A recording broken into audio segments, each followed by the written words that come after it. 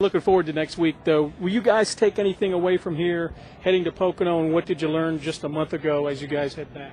I think the tracks are a good bit different now. Typically, the tunnel turn at Pocono is the closest thing to anything at Indianapolis, and ironically, all four corners in Indianapolis look the same from the sky, but they're not. And that transition or that will translate the tunnel turn versus Indianapolis, but they're a different tire, similar setups, but Pocono is so much different because of the roughness and the three different corners. What do you think you guys learn in June as you head there next week? We learned that we got a little bit of work to do. We were really, really good there last year, both in the 14 and the 39, and just got caught a little bit behind, I think, this year, and definitely have some things to improve upon when we go back. Same thing from Infineon heading to Watkins Glen. What did you learn, or what will you take from Infineon to the Glen? I think we had a better race car than we had last year. We struggled really bad with being just loose in general at both racetracks. So I think we had a better setup for Infineon this year.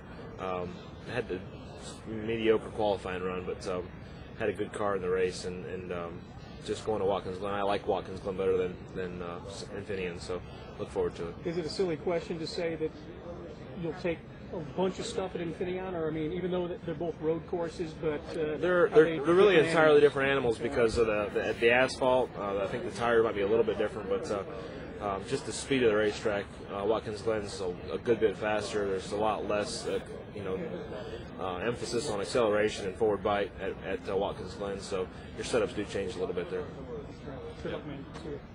Yeah, that's not the way this series should be.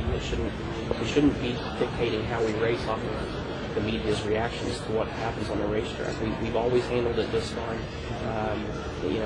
I'm not sure the situations this year have been the most ideal, but when NASCAR's taken that privilege away from us, everybody will get back in the swing of how to do it right, and it'll self-police itself.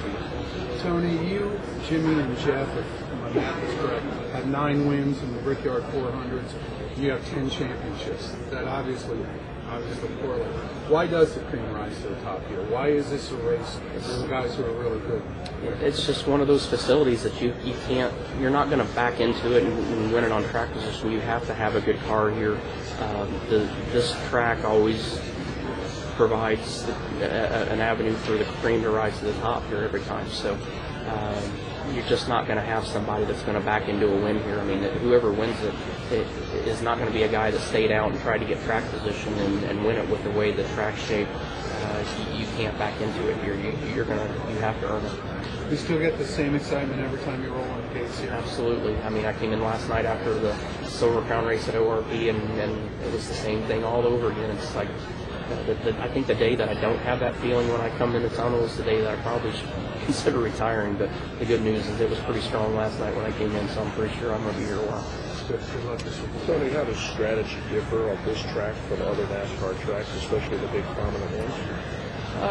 Obviously, with the laps being as long as they are, the fuel mileage ends up being a factor a lot of times here, and depending on where cautions come out. If you miss it by a mile, you got another mile and a half you got to figure out how to get back. So that's normally the one thing that seems to be the biggest factor in this race. Tony, can you take anything, or will you, from racing here this week to Pocono? Are there any similarities track-wise that you'll use next week?